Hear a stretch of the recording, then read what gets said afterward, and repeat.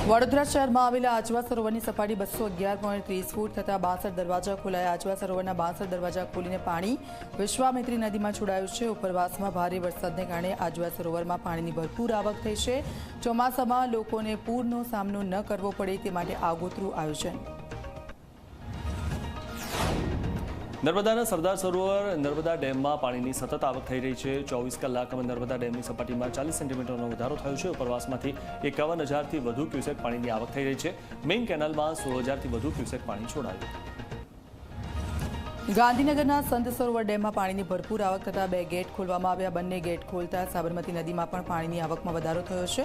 ઉપરવાસમાં ભારે વરસાદને કારણે સંત સરોવર ડેમમાં પાણીની આવક થઈ।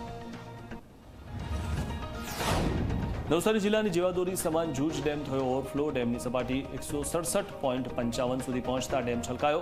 જૂજ ડેમમાંથી આખું વર્ષ દરમિયાન પીવા માટે અને સિંચાઈ માટે હજારો ખેડૂતોને પાણી પૂરું પાડે છે। ડેમ ઓવરફ્લો થતાં ખેડૂતોમાં ખુશી।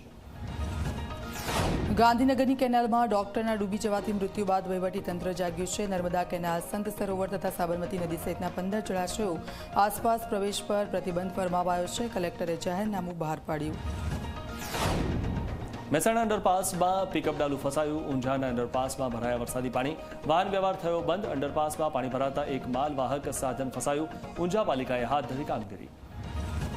નર્મદાના માંડળ ગામે થાર કાર થઈ પાણીમાં ગરકાવ। કરજણ ડેમના બેક વોટર પર મોટી સંખ્યામાં પ્રવાસીઓ આવે છે। અનેક વખત વન વિભાગ અને તંત્રએ કાર દૂર પાર્ક કરવાની અપીલ કરી છે।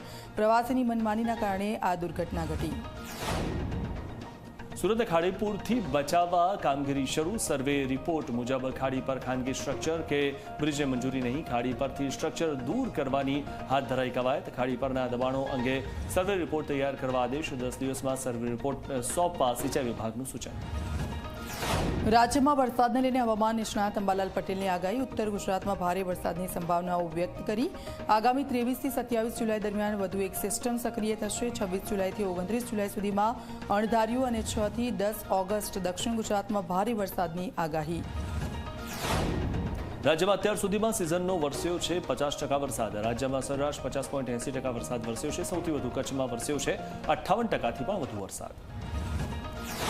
દક્ષિણ ગુજરાતમાં પડ્યો 54.91% વરસાદ। મધ્ય ગુજરાત અને ગુજરાત સૌરાષ્ટ્રમાં 50%થી ઓછો વરસાદ। રાજ્યના 6 જિલ્લામાં વરસ્યો 60%થી વધુ વરસાદ। રાજ્યના 4 જિલ્લામાં વરસ્યો 40%થી વધુ વરસાદ।